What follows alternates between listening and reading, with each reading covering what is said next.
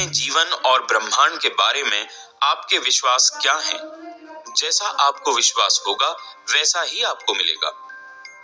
विश्वास आपके मस्तिष्क का एक विचार है, जिस कारण अवचेतन की शक्ति आदतन सोच के अनुसार जीवन के सभी क्षेत्रों में उतरती है।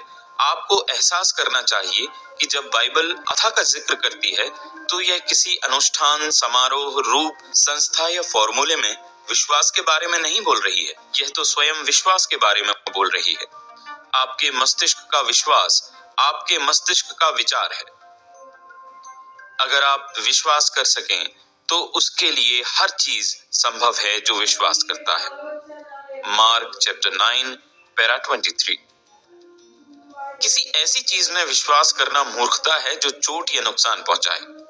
याद रखें, जिस चीज में आप विश्वास करते हैं वह आपको नुकसान या चोट नहीं पहुंचाती है। यह तो आपके मस्तिष्क का विश्वास या विचार है जो परिणाम उत्पन्न करता है।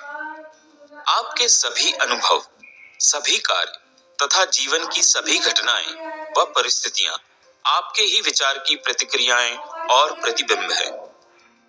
प्रार्थना चिकित्सा चेतन और अवचेतन मन का संयुक्त कार्य है, जिसे वैज्ञानिक तरीके से निर्देशित किया जाता है। प्रार्थना चिकित्सा या प्रेयर थेरेपी मस्तिष्क के चेतन और अवचेतन स्तरों का क्रमबद्ध, सामंजस्यपूर्ण और बुद्धिमत्तापूर्ण कार्य है, जिसे किसी निश्चित उद्देश्य के लिए विशेष रूप से निर्देशित किया जाता है।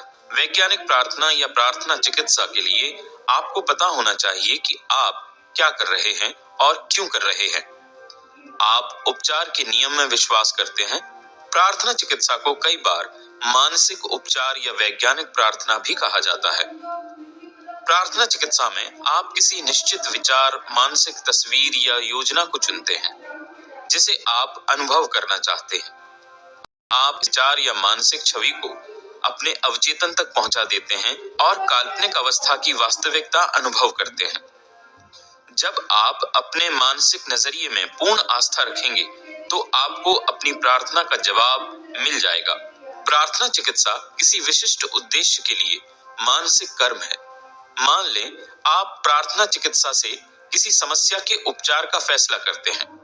आप जानते हैं कि आपकी समस्या या बीमारी, चाहे वह जो भी हो, आपके अवचेतन मन में रहने वाले भयाक्रांत नकारात्मक विचारों के कारण उत्पन्न हुई है।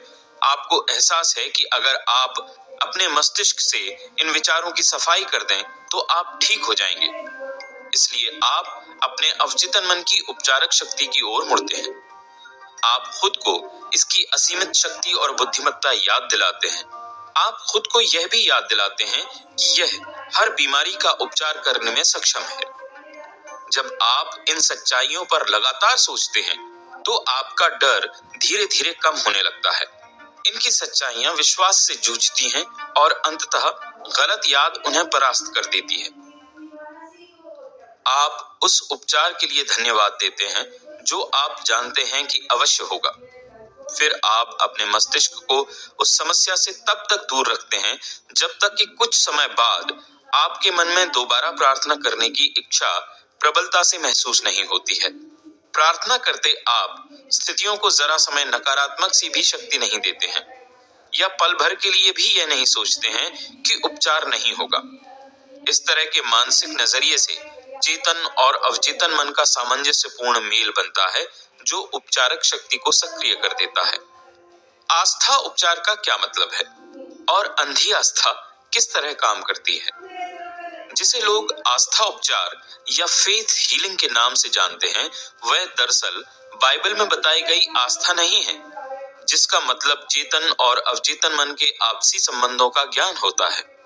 आस्था उपचारक वह व्यक्ति होता है जो उपचार में शामिल व्यक्तियों की वैज्ञानिक समझ के बिना उपचार करता है। हो सकता है कि वह उपचार की विशेष क्षमता का दावा करे और उसमें या उसकी शक्तियों में रोगी की अंधी आस्था, ब्लाइंड फेथ, उसे ठीक कर दे। दुनिया के कई हिस्सों में पारंपरिक उपचार अपने रोगियों को नृत्य, मंत्रों और आत्माओं को बुलाकर ठीक करते हैं।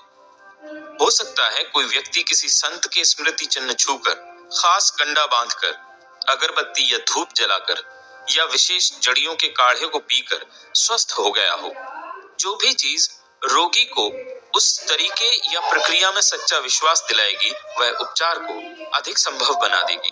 जो भी चीज आपको डर और चिंता से हटाकर आस्था और आशा की ओर ले जाएगी, आपका इलाज कर देगी। कई लोग दावा करते हैं कि चूंकि उनके सिद्धांत परिणाम देते हैं, इसलिए वे सही और सच हैं। जैसा हम पहले देख चुके हैं, यह सच नहीं हो सकता।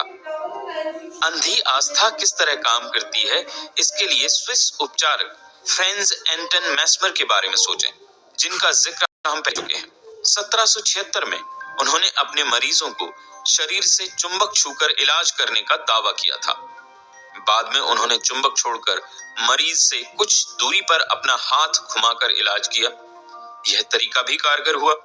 इस नई तकनीक की सफलता को समझने के लिए मेस्मर ने प्राणी चुंबकीयता का सिद्धांत दिया। उनका मानना था कि यह द्रव वैसे तो पूरे ब्रह्मांड में फैला हुआ है, लेकिन इंसान के शरीर में सबसे सक्रिय है। उनका दावा था कि यह चुंबकीय द्रव उनके हाथों से बीमार शरीर की ओर संप्रेषित होता है और प्राणी चुंबकीयता का यह स्थानांतरण उनका उपचार कर देता है। इसके बाद हजारों लाखों लोग उनके पास आने लगे और कई अद्भुत उपचारों का दावा किया गया। मेस्मर पेरिस आ गए।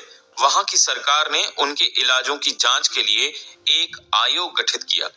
इस आयोग में प्रख्यात चिकित्सक और एकेडमी ऑफ साइंस के सदस्य थे, जिनमें बेंजामिन फ्रैंकलिन भी शामिल थे। सघन जांच पड़ताल के बाद आयोग ने स्वीकार किया कि मेस्मर ने बीमारों को सचमुच ठीक किया था। हालांकि उनके चुंबकीय द्रव सिद्धांत को यह भी कहा गया कि सही साबित करने वाला एक भी प्रमाण नहीं है। यह अनुमान लगाया गया कि इलाज मरीजों की कल्पना की वजह से हुआ था। इसके ठीक बाद मेस्मर को निर्वासित कर दिया गया। 1815 में उनकी मृत्यु हो गई। इसके कुछ समय बाद इंग्लैंड में मैनचेस्टर के डॉक्टर जेम्स ब्रेड ने यह साबित करने का बीड़ा उठाया कि चुंबकीय द्रव का डॉक्टर मेस्मर के उपचारों से कोई लेना देना नहीं था। डॉक्टर ब्रेड ने पाया कि रोगी को सुझाव देकर सम्मोहित तंद्रा या निद्रा में भेजा जा सकता था। रोगियों के सम्मोहित तंद्रा समय वे कई अद्भुत परिणाम उत्पन्न करने में सफल हुए, जिनका श्रेय मेस्मर ने प्राणी चुंबकीयता को दिया था। आप देख सकते हैं कि ये सभी उपचार निसंदेह रोगियों की सक्रिय कल्पना और अवचेतन मन को दिए गए स्वास्थ्य के सशक्त सुझावों द्वारा संभव हुए थे। इसे अंधी आस्था कहना अनुचित नहीं होगा, क्योंकि न तो मरीज ना ही उपचारक को यह समझ थी कि ये उपचार कैसे हुए। कल्पनावादी आस्था और इसका अर्थ। किसी व्यक्ति का कल्पनावादी यानी सब्जेक्टिव अवचेतन मन उसके चेतन या यथार्थवादी ऑब्जेक्टिव मन के नियंत्रण के अधीन रहता है। यह दूसरों के सुझावों के प्रति भी अति संवेदनशील होता है।